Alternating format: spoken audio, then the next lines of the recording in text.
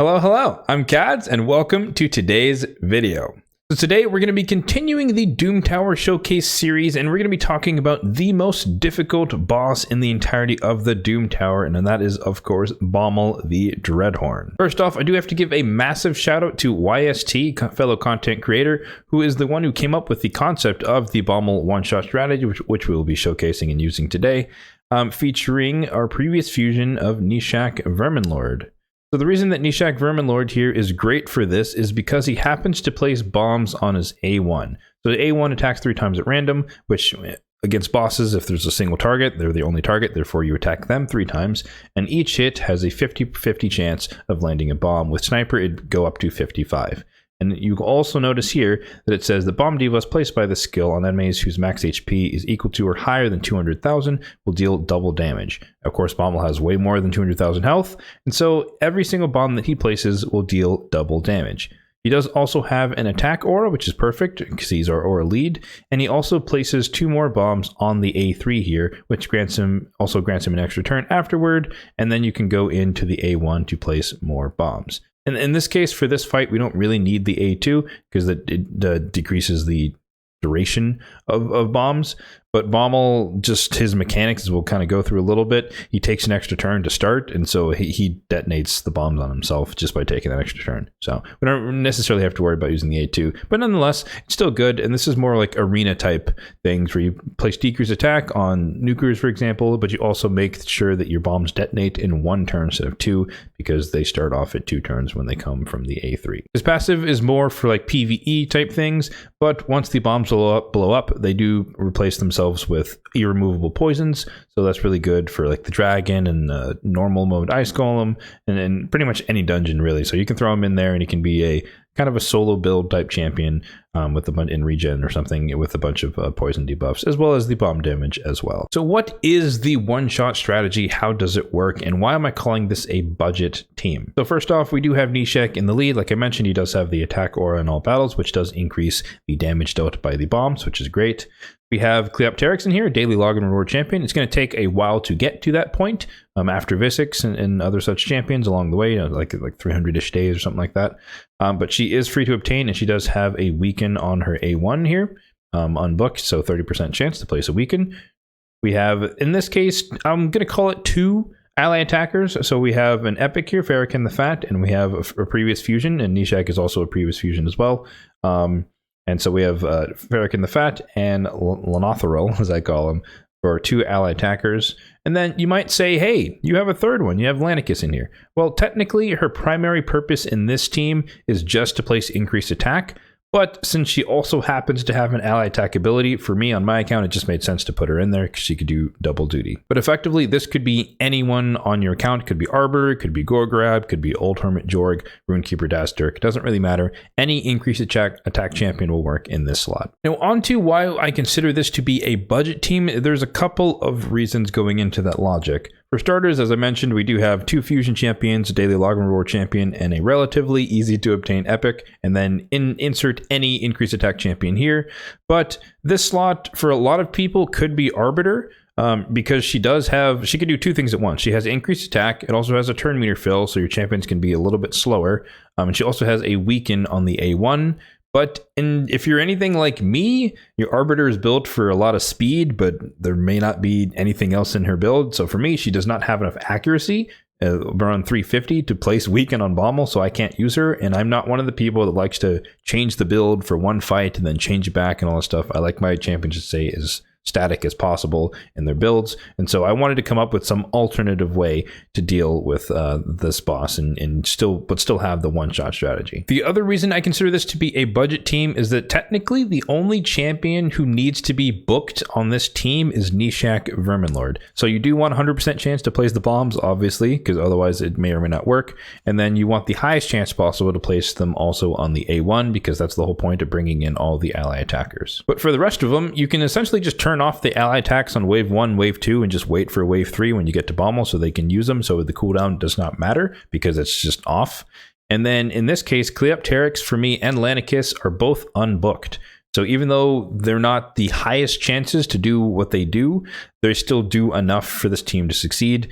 most of the time. It's not 100% success by any means, but if, for example, I did have Cleopteryx built or booked, fully booked, then it probably would be closer to 100% success rate. So for a team like this with this exact composition, the potential for high success rate is there, but I'm not willing to invest the books in a Doom Tower boss that I personally do not farm. I typically farm the Dark Fae. So beating it 1 out of every 3-4 attempts is good enough for me, and I just kind of move on and proceed with farming on Dark Fae. So as far as the AI overrides go, there's only a couple things that are really worth mentioning, and we'll go in order from fastest to least fastest. So in my composition, your increased attack champion should be the fastest champion on your account. It is okay to use their increased attack ability on wave 1, regardless of the cooldown, depending on, I mean, it depends how long it takes you to defeat wave 2. If you have like a super nuker like a Baron or a Leorius or a Georgian, maybe maybe you'd want to turn this off as well, but for me it takes a while to get through wave 2, so I don't mind using it on wave 1. Anyways, it's best to have your increased attack champion be the first on your team, because you want increased attack on all your champions, particularly on Gnishak, before he takes his turn on wave 3, so I make sure that's the opener for both, and then of course I turn it off on the wave 2. And in Lanicus's case, since she also has an ally attack, then I make sure to turn that off on wave 1 and wave 2, and so it's ready to go on wave 3. But since this here has a 25% chance, again unbooked, to grant an extra turn, sometimes 1 out of 4 times, so you could take the extra turn and then just launch an ally attack, which brings in 3 random allies, so it may or may not bring Gnishak in at all. But it doesn't really matter, and that extra ally attack is not mandatory for the success of this run. The second fastest on this composition is Cleopteryx, and that is somewhat important because they are relatively faster than the waves, and I do want her to go twice on wave 2. As you can see here, I did turn off the A2 and the A3 because these are her harder hitting abilities. Gnishak is capable of dealing with wave 1 with his bombs, and so we'll talk about that in a bit. But so I want her to use her AoEs on wave 2, and one of the reasons I chose Cleopteryx, obviously she does have a weaken on the A1, but the other reason that's kind of nice, because there are really annoying corridors on wave 2, is that she has this ability here on the A3 where she can place Hex, and then her Hex synergy here is that if she hits targets under Hex here, she might put block active skills on them. So again, she's unbooked, so this doesn't happen every single time. That affects the success of the run. But if she was booked, if I was willing to invest in that just to get the debuff chance, then essentially I'd be able to lock out wave 2, and the Coronars wouldn't be able to do their annoying things. So we may or may not see that happen today. Next up, we do have the 2 ally attackers, and as I mentioned, you essentially just turn off their ally attack until wave 3, and then have that be their first move. And the slowest on the team needs to be Gnishak Verminlord, because he does take the extra turn here on the A3, and thus he will run out the increased attack that's on him if he is not the last champion. So you want him to have increased attack the whole time. Therefore, you want all of your ally attackers to go before him whilst he still has increased attack, and then he can go in with his A3, place his own 2 bombs, and then also place whatever bombs he gets from the A1. At this point, we've talked a lot about the team, but let's talk a little bit more about Bommal and how he works and why this team is so good against him. So let's actually start off with his passive here. So every time you place a debuff on him that's not a bomb, you will get a bomb placed on you with a duration of 2 turns, so that can be very, very bad. And these bombs are protected, and what that means is they cannot be blocked. So if you have blocked debuffs up, it's not going to do anything, and they cannot be removed, so you cannot cleanse them off.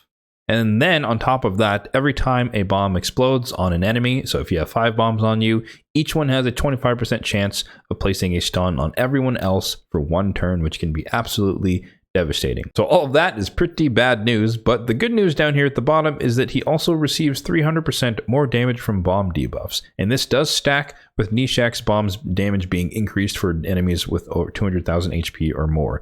So that's where you kind of get that synergy, where Gnishak happens to be a uniquely suited champion because his bombs will deal a lot more damage to Bommal specifically, in addition to bombs dealing more damage to Bommal himself just based on his passive alone. As far as active skills are concerned, Bommal has a lot of them. So we have Dread Minions here. He'll give himself increased attack for 5 turns, and that increased attack buff cannot be removed, so it is protected. He also gets an extra turn after this ability, and he gives he spawns 2 Dread Bomb minions, which are immune immune to all debuffs except HP burn, and they just blow up. And when they do blow up, they deal 40% of your max HP. So that scales regardless of whatever champion you are. So you'll always be, after 2 of them blow up, you'll be at 20% HP. And if 3 of them were to blow up, that's 120% of your HP. So you would just be dead. It's also worth noting down here that he does summon 1 bomb for every time you decrease his turn meter. So ideally, outside of certain specific comps, you do not want him to summon more than he needs to. And in our case, we don't want him to summon any because we want to make sure that we focus our bombs on Bommal and not the minions. His next ability, Rain of Bombs, will strip all of your buffs from your team, and then he attacks them, and he'll place 1 bomb debuff for every buff that is removed. And these are 2 turn duration bombs, and they are also protected. They cannot be blocked or removed. Next up, he does have Magma Flood, where he'll place HP burn on everyone, and you receive more damage from HP burn when you're under bomb debuff. So you just burn for a little bit more, which is kind of negligible, but again, it's just more of annoying with his abilities. And one of the most devastating parts of his kit is the A1, where he just hits you and he decreases the duration of bombs by 1 turn. And so that could definitely instantly pop them if your team fails or for other reasons. And he can just activate a bunch of bombs and your entire team wipes. So very, very dangerous, very, very painful boss overall. So some other things to note here about Bommal specifically is that the minions are also susceptible to the freeze debuff. If you were to land freeze on them and they were to detonate, they would deal half damage, so 20% of your max HP. Therefore, you could take up to 5 bombs blowing up before they would automatically kill you. You can kind of see the tips they recommend here, and one of the reasons they say this, high res and decreased accuracy, is because Bommal himself, in addition to being 250 speed, also has a whopping 750 accuracy on this stage, floor 90 hard. So that would mean if you wanted to resist the HP burn, the stuns, or the bombs, the buff removal, etc., you would need to have over 850 resistance, which, as you'd suspect, is a very ridiculous number to reach, especially on 5 different champions. And so that's why they do recommend using decreased accuracy, which would decrease that to around 375 accuracy on him, and thus you would only need around close to 500 resistance on your champions if you wanted to go with a high resistance strategy. So that's why we're kind of focusing on this third element here for our strategy, as far as placing as few debuffs as possible outside of bomb. We want the weaken because that does increase bomb damage by 25%, but aside from that, we're focusing only on placing bombs from Gnishak. And again, we're abusing the fact that Bommal himself takes more damage from bombs, and Gnishak's bombs deal specifically more damage to bosses. All right, so let's go ahead and see this team in action. So if you make a note here in the center, this team takes just over 90 seconds as far as my best time. So it's a pretty quick run, especially once you get to the boss stage. I also do want to preface this once again by saying this exact composition or any variations thereof will probably not be perfectly 100% success rate. In my case, 1, because Cleopteryx again is unbooked, therefore she has chances to not place her debuffs on wave 2. But also there's just the inherent RNG of Gnishak's A1, where he may or may not place enough bombs in order for us to actually kill Bommal. So there's a couple layers of RNG. But enough of the preamble, let's get into the run itself. So the way this kicks off is that we have our increase attack champion go first and increase our attack. We will have that by the time we get back around to wave 3, so it's fine to use it here. We do also allow Gnishak to use his A3 going into the A2. The extra turn helps us get back to the A3 a bit faster, but it also does set up the bombs so that the mobs here just die and they don't never take a turn. And the bombs, as you can see here, deal 53,000 damage. So unless the mobs had over 100,000 HP, then they would be a concern. So now here on wave 2, we switch over to hopefully Cleopteryx taking control of the wave. So we have Hex landed on most of them, but again, it's not a 100% chance because we are not booked. And looks like we got at least one, or no, we got neither of the block active skills on the Coronars. So this is definitely going to be one of the slower runs, just because they're going to get their ability off there with the block debuffs as well as the increased defense. And then on their subsequent turn, they're going to get that ability where they're going to start debuffing us. So they're going to place decreased defense, decreased attack, or have a chance to. And then they can start wearing us down with the counterattacks. So on one hand, that also makes the run take longer, just because we're constantly being counterattacked. And then we also take unnecessary damage. And so we'll see that here. It's going to slow the run down a little bit. So again, if Cleopteryx was actually booked, this team would run a little bit smoother, a little bit faster. We'd lock out the Coronars and we wouldn't have to deal with all these counterattacks. But nonetheless, we are tanky enough to kind of tank a few of the hits. But if we get too many, if both of them start counterattacking, then we might be in a little bit of trouble. So we got lucky here, increased attack from Lanicus, and we also got her bonus extra turn, 1 in 25 chance, or 25% chance to land. We got the second ally attack in there, so we're at 3 bombs plus the weaken. We got the third ally attack in there, now we're at 6 bombs. He places 2 more, so we're basically maxed out, and 3, 2, 1, boom. Bommal is dead. So a lot just happened there in a couple of seconds. Again, the wave 3 is very, very quick. So let me just walk you through what happened there. We had Atlanticus go first. He placed the increased attack. That powers up Gnishak to make sure that his bombs deal the maximum amount of damage. She also happened, in this case, to get the extra turn, 24% chance whilst being unbooked. So we did get a bonus extra ally attack, which may not happen on your team if you're running someone else just for increased attack. So keep that in mind. But she was able to get that off. So we placed 1 bomb with Gnishak's A1. And then we also got the weaken to land from Cleopteryx. Cleopteryx then takes 1 turn. I make her A1 so that she tries to place the weaken again if it hasn't placed. Then we got the 2 ally attacks that landed us a total of about 5 bombs, I think, so bringing us all the way up to 6. And then Gnishak takes his turn. He places 2 with his A3, and then he placed, I think, 1 more with the A1, but at that point we're maxed out anyways, so we had the perfect combination of 9 bombs and 1 weaken, which is more than enough damage to kill Bommal. And speaking of how many bombs is enough bombs, I did do the calculations myself for how many bombs you'll need to land based on your attack and other certain conditions. And so in this case, we met the top row conditions here. So the number of bombs we need to land depending on Gnishak's attack. So this is how you build them. I think we got 9 bombs in our case, so technically I would only need about 4,259 attack, or let's round it up, 4,300 attack. But I would say that on average, a run is going to give you more in the 5 to 6 bombs range. So if you can, and you can make it happen, you definitely want to have somewhere around 6,400 attack. I think that's a good value to target. If you do get unlucky without the weaken landing or being resisted or something like that, 3% chance, then it just makes it worse because again, you're losing 25% per bomb placed. So it kind of scales up as less bombs go into it. If you don't have Gnishak in the aura lead, can't imagine why you would do that. But again, you can see there's a decrement there. And then if he's not the aura lead and you happen to get the weaken resisted, or you don't have a weaken champion at all, then you can see the values here. And I guess another way to think about this is that if you just don't have any weaken champions and your arbiter doesn't have enough accuracy for whatever reason, and you just want to run another ally attacker, then you can try and compensate for the number of average bombs placed by having a third ally attacker. And then you can say, all right, we're closer to 7 bombs, for example, we don't have a weaken, and then you need to build somewhere around 7,000 attack, which obviously sounds like a lot, but it depends on you and your composition, what you're capable of doing. And again, you can get lucky like I just did, and you can get all 9, and then even then 5,000 attack is enough. So it kind of depends on where you fall out, what you're able to build. But you can screenshot this and use it as a guide for your reference for building your own teams and how much attack you need to have on your Gnishak. And with that, we have the perfect segue into the builds for these champions on this exact team.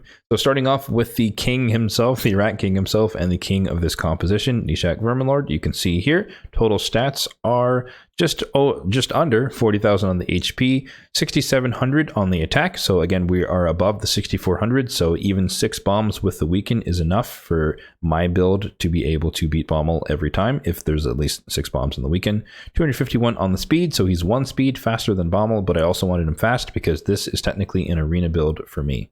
So low on the crit rate, that's again for arena purposes. We don't want the Resurgent Mastery proccing and removing the bombs because that defeats the purpose. So as little crit rate as possible, despite him having relatively high attack. And then obviously high accuracy. This is again for arena. I want to be able to debuff Duchesses and Mithrals and stuff like that, especially with increased accuracy. But you only need around 350 if you're just trying to beat Bommal hard. For his masteries, we have kind of a hybrid build of stuff that is useful for arena, but also fitting within requirements needed for Bommal himself. I did end off with Eagle Eye here, so I wanted the extra accuracy, and that is again for my build for arena. But if you need it to get to 350, then maybe that's what's going to be useful for you as well. But you can also come down to like War Master and stuff like that because he could be a PvE type champion. The other thing to consider is that you do not want Evil Eye on him or anyone else on your team, because as we talked about, decreasing the turn meter of the boss will spawn the minions on the side, and thus his A1 attacking 3 times at random might try to throw the bombs at the minions and thus not on Bommal himself, and that will affect the success and capabilities of the run. Next up, we have Atlanticus the Chosen, who is on my account pretty much built exclusively for this fight. She happens to be negative affinity for wave 2, so that is the only reason she is 6-star and not 5-star, because sometimes she would get killed, and I wanted to reduce the RNG of that, so I made her 6-star. She's still, like I said, 100% unbooked, and I built her as such with 50,000 on the HP. Don't really care about the attack. 258 on the speed. Again, she's the fastest in the composition. I gave her as much crit rate as I possibly could while trying to maintain high speed and high resistance, because she does, on the A1, she can give herself continuous heals. And again, she is the target on wave 2, generally speaking, and so this allows her to heal herself up so she doesn't die. And then 435 on the resistance, because why not? She doesn't need any accuracy, so I might as well build her with some resistance. Masteries on her are basically none, because again, her only job is to provide increased attack for the team, so she doesn't really need masteries. Next up, we have my Lanatharel, who is on my Scarab King team, so you can see that he is equipped with a Blood Shield ring, but he provides shields on his own with his abilities, so it's not really important for him to have that, but it's just kind of a nice bonus. His total stats here are 67k on the HP. He is HP based, 2200 on the defense, 252 on the speed, full crit rate, because why not get a little bit of bonus damage stabs into the Scarab King, and then a little bit of crit damage and as much resistance as possible, because again, for the Scarab King, I don't want him to get provoked or anything else the Scarab King does, stealing his buffs, etc. And since he is on one of my more important teams, I do like to farm Scarab on rotation 1 of the Doom Tower. I did get his mastery, so we went all the way down here to War Master, and it's also nice to have Retribution for occasional counterattacks, because again, he does have destroying max HP a little bit on the A1, so it's nice to get those counterattacks to help weaken the Scarab King shield a little bit. Next up, we have Cleopteryx, who's in a double perception and speed build. Here, she's kind of built for damage, at least enough. 31k on the HP, 4.6k on the attack, 2k on the defense, 255 on the speed, so speed was the highest priority. Most of the crit rate didn't quite get her all the way 100%, and I just kind of ran out of gear that can fit for the stats because I was focusing on the speed and the accuracy, so the damage was kind of whatever I could get. 208 on the crit damage and 343, a little bit low, but close enough to the 350 for the variable success rate of this run anyways. So just enough 343 accuracy on this champion. And as for masteries, as you may have guessed, she also has none, because she has one purpose on this team, and that's basically to do a little bit of damage on wave 2 and then place the weaken on wave 3, so she does not need masteries to do that. Last up, we do have Farrakhan the Fat here, who is notably a 5-star, and he's just in a combination of speed perception and resilience, was kind of a bonus, just a broken set or a 2-piece set. And essentially, I just built him with enough speed to do the job. So he is 5-star, so bear that in mind for his total stats, but 33k on the HP, 2.1k on the attack, so a little bit of attack. Pretty low on the defense, 1700, 254 on the speed, built him with full crit rate, because why not, and a little bit of crit damage. And once again, to no one's surprise, he has one job, and that's just to ally attack on wave 3 and do nothing else, so he has no masteries as well. Alrighty, so that's going to do it for today's video. Hopefully you guys did find this guide helpful, because the intent of this video is to inspire you to create a team of your own based on what you see here and potentially what you see from other content creators on how to beat Bommal, specifically using the one-shot strategy. Of course, for this composition, Gnishak is 100% mandatory, but I tried to generalize all of the other roles on the team such that they could be filled by whoever you happen to have on your account. A few last minute things to consider for you guys building your teams is that if you are happening to use this unique strategy with Cleopteryx, do make sure that she is the second fastest team or champion on your team, such that for wave 2 she comes in appropriately and takes the double turn as expected. Another cool thing is that if you guys are lucky, unlike me, and your Arbiter also has some other stats in her build aside from speed, specifically having over 350 accuracy, then she can do the job in this case of the increased attack champion and the weakened champion, and you are free to bring in whatever nuker you'd like to kill the waves. The other benefit of Arbiter is that her increased attack does fill turn meter, so you can run your champions a bit slower on this team, so they don't have to all be above 250 speed, in this case to go first before Bommal. I think you can bring it down to around 220 or so. So yeah, as always, if you found the video helpful, then hit that like button down below, and if you enjoyed the video, then be sure to subscribe to the channel for more content just like this one in the future. Thanks for watching, and have a good one.